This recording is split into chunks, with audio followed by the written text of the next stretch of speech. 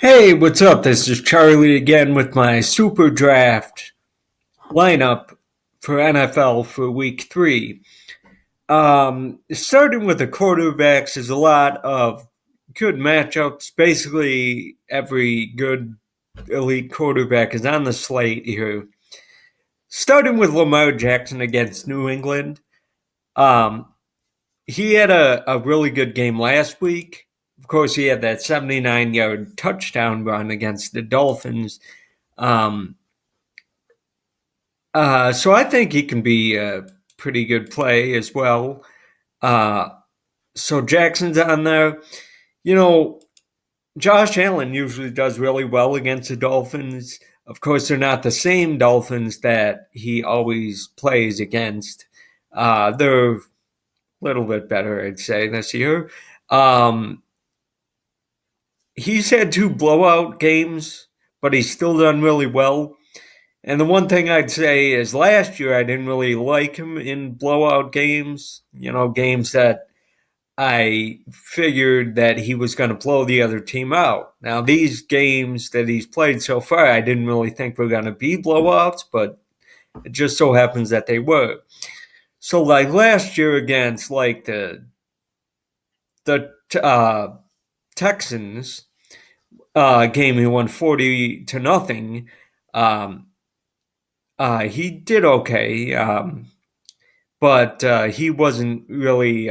He didn't really make value or anything. So I don't really think he was good in a blowout. Now he seems to be a pretty good play in any game, so that's a possibility. Of course, we got Mahomes against the Colts, always a great play. Murray, I'm not all that sold on Murray this season. He's pretty good.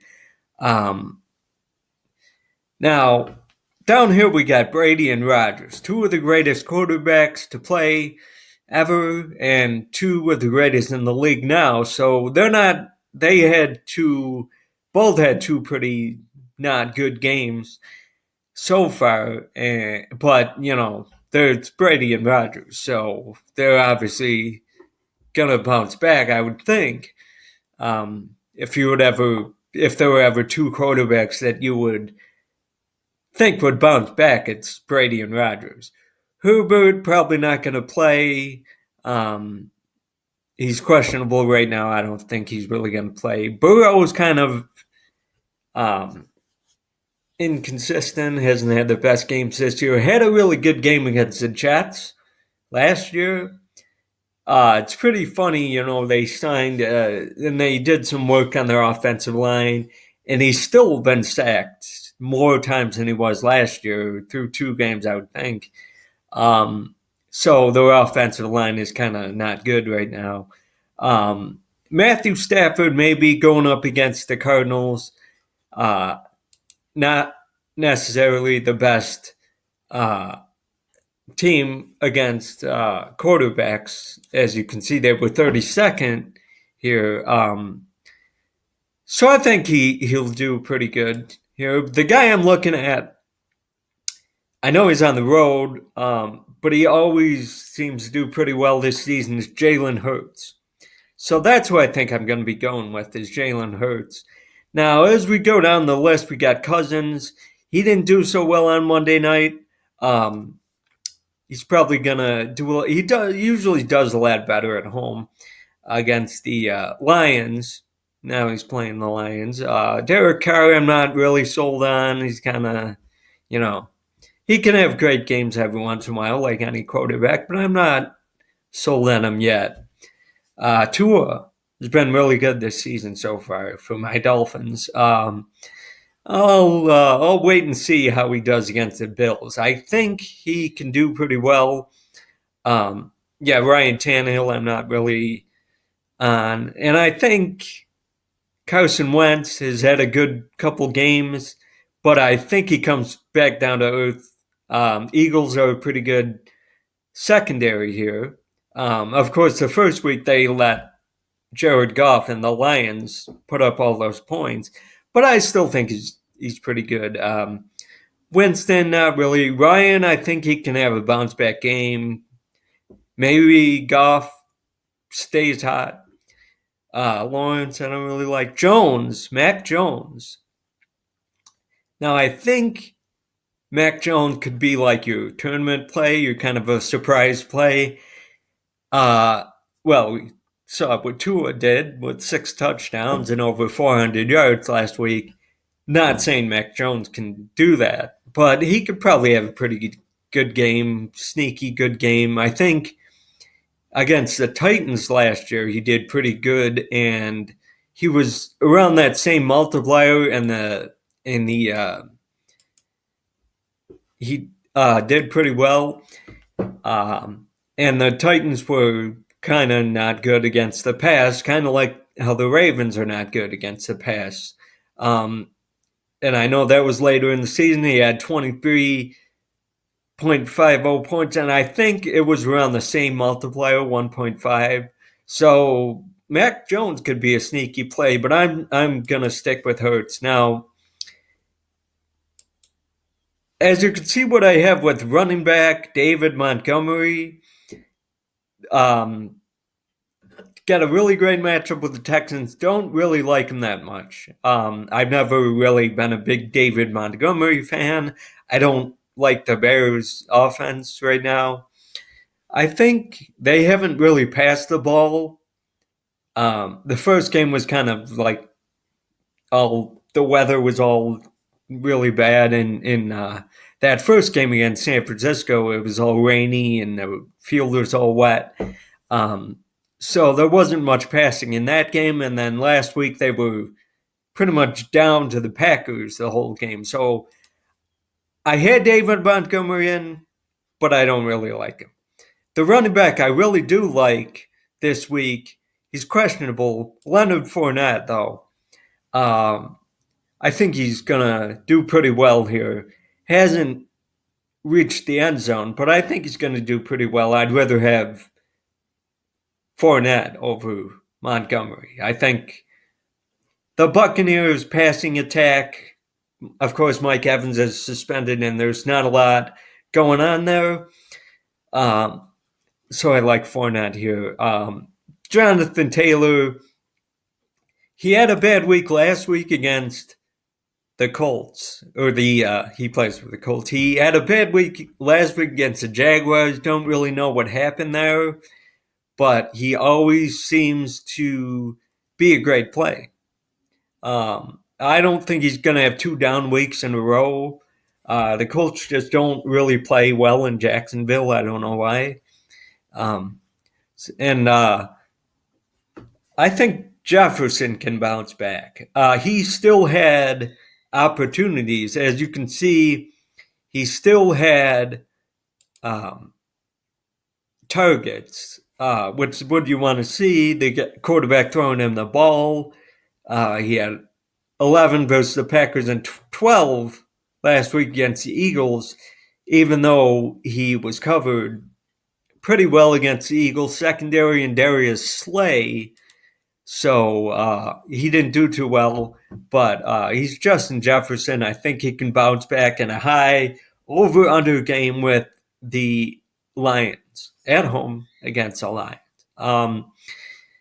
Cooper Kupp, always a great play. Not much to say there. He's always seems to be a great play. Let me just look because he always seems to have 100 yards receiving. I think there was one game that he didn't, and he had like 89. So he came really close.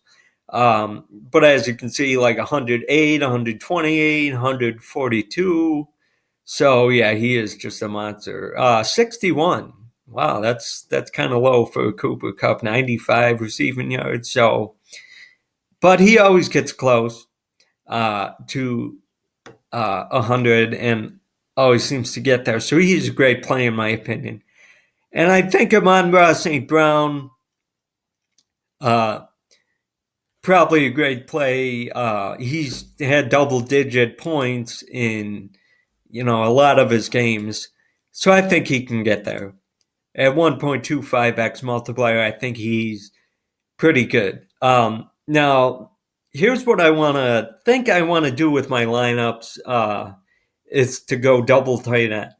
Now, Travis Kelce, he's always a great play. I'm not too sold on the receivers for the Chiefs. They got Juju Smith-Schuster, uh, Marquez Valdes-Scantling, Sky Moore, Clyde Edwards-Helaire is a running back who can catch passes. But I'm never really sold on their other pass catchers outside of Travis Kelce. So I'd take the single multiplier with Travis Kelce. Um, One guy who has a really great matchup at tight end, Tyler Higbee's getting the red zone targets. I think Tyler Higbee, uh, until Van Jefferson gets back and um, you got more uh, receivers there to catch passes. You got Allen Robinson, of course, Cooper Kupp, and Ben Skoronek's coming on, playing a lot. Not having that production, but he's playing a lot. But Tyler Higbee is still got a great matchup and a good multiplier, 1.55x. So that would be my lineup for now is Jalen Hurts, Fournette, Taylor, Jefferson, Kupp, St. Brown, Higbee, and Kelce. There's some other plays, in that Packers game. Romeo Dubs is 2x, which I think can be a pretty good play. He's 2x, and most of the receivers for that in that Green Bay game against Tampa are questionable. We know about Tampa, Mike Evans being suspended.